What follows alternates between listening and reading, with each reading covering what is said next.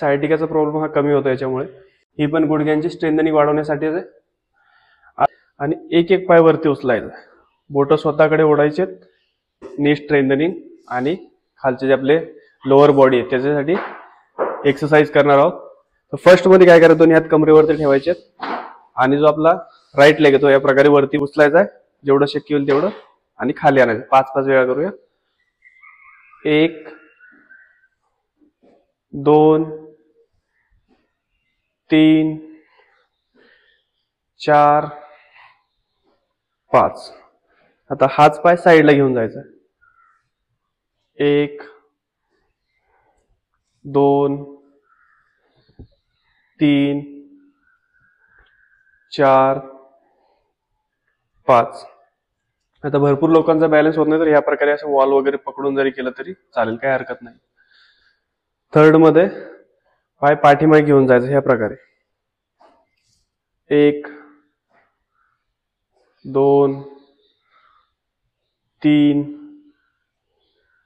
4 5 साईडला। याच्यामुळे जे हिपची तुमची कार्यक्षमता ती वाढते आणि साईड फॅट, हिपचा जो फॅट आहे तो पण कमी होतो। 1 2 3 4 5। याची रिपिटेशन तुम्ही वाढवू पण शकतात हळूहळू। 1 2 3 4 5 साईडला। 1 2 3 4 5। खाली आणताना हळूहळू आणायचं, एकदम जर्क द्यायचा नाहीये। पाठीमागे 1 2 3 4 5। Cross leg 1 2 3 4 5। रिलॅक्स। आपल्या पंजांवरती उभं राहायचं या प्रकारे। 1 2 3 4 5 6 7 8 9 10। आता थोडंसं वेगळं करूयात। दोन्ही पंजे जवळ आणायचे आणि टाचा बाहेर काढायचा। क्रॉस 1 2 3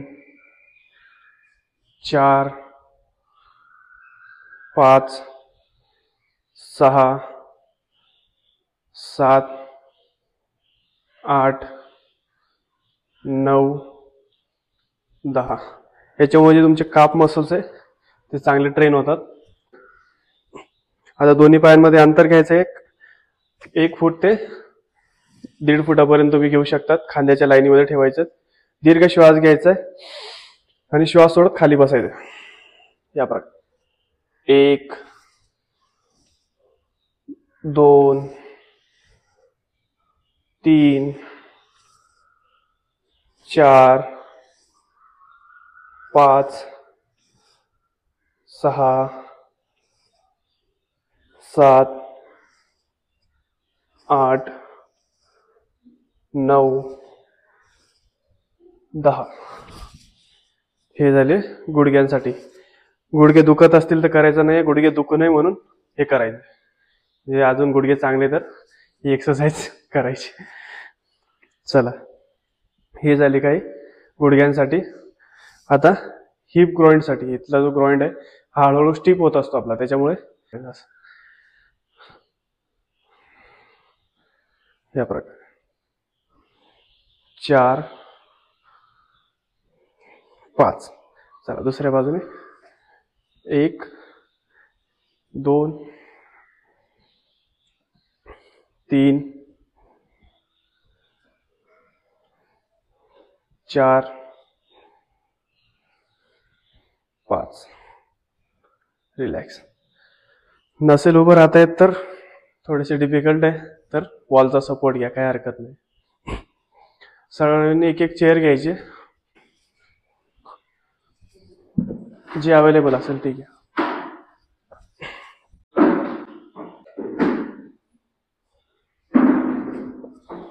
आता स्ट्रेट बसायचंय आणि एक एक पाय वरती उचलायचं. बोट स्वतःकडे ओढायचे आणि गुडघ्याची वाटी आहे ती स्वतःकडे ओढून घ्यायची, पूर्णपणे घट्ट पकडायची. 1 2 3 4 5. दुसऱ्या बाजूने करूया. बोट स्वतःकडे, गुडघ्याची वाटी स्वतःकडे ओढून घ्यायची वरच्या बाजूला. 1 2 3 4 5. आता होल्ड करायचंय 10 सेकंद या पायाचे, 10 सेकंद या पायात. ठीक आहे. वरती उचलून स्वतःकडे ओढायची. 1 2 3 4 5 6 7 8 9 10. गुडघ्याच्या वाटीकडे लक्ष देत स्वतःकडे ओढायचंय. 1 2 3 4 5 6 7 8 9 10. सावकाश खाली सोडायचंय. रिलॅक्स. दोन्ही पाय सरळ करूया. दोन्ही हाताची मूठ आहे ती गुडघ्यांच्या खाली ठेवायची ह्या प्रकारे. ही पण गुडघ्यांची स्ट्रेंथनिंग वाढवण्यासाठीच आहे. आता एक एक पायाचा गुडघा दाबत या प्रकारे वरती उचलायचं. बोट स्वतःकडे. 1 2 3 4 5. दुसऱ्या पायाने 1 2 3 4 5. याच्या ठिकाणी तुम्ही मूठ ठेवायला जमत नसेल तर ब्लँकेटचा रोल वगैरे किंवा टॉवेल वगैरे पण घेऊ शकता. एवढा मोठा असा रोल घ्यायचा आहे, त्याच्यामुळे पण खूप जास्त स्ट्रेंथनिंग वाढते. परत एकदा 1 2 3 4 5. दुसऱ्या पायात 1 2 3 4 5. कमीत कमी 5-5 वेळा करायचं. दोन्ही पायाच्या मध्ये ठेवायची मूठ आणि हाताची मूठ आहे तिला पूर्णपणे प्रेस करायची ह्या प्रकारे. 1 2 3 4 5. रिलॅक्स. परत एकदा 1 2 3 4 5.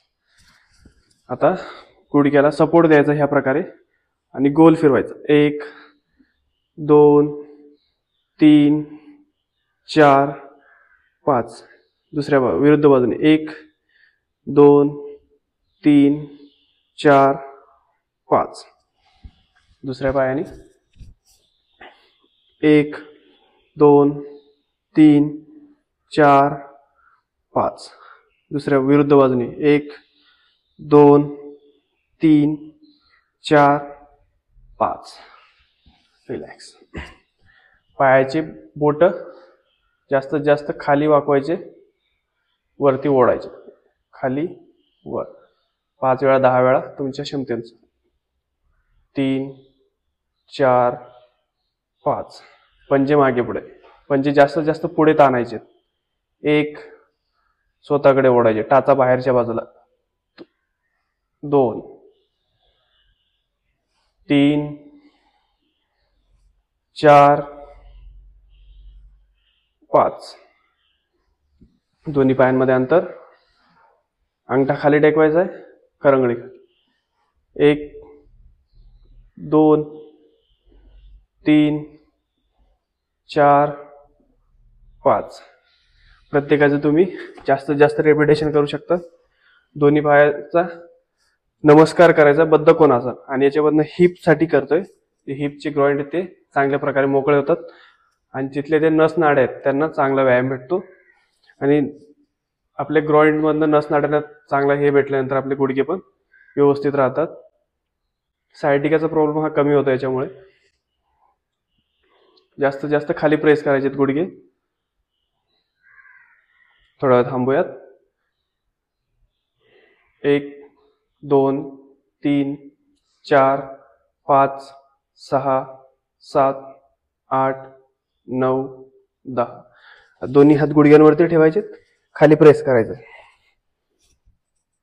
1 2 3 4 5. खाली प्रेस करून थांबायचं थोडा वेळ.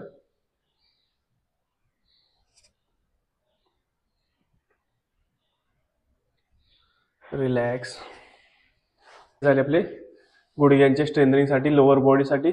आता आपण करणार आहोत थोडीशी एक टबाटा एक्सरसाइज, म्हणजे ज्याच्यामुळे ती एक्सरसाइज केल्याने एक तुम्हाला कॅलरीज बर्न होण्यासाठी खूप जास्त मदत होते.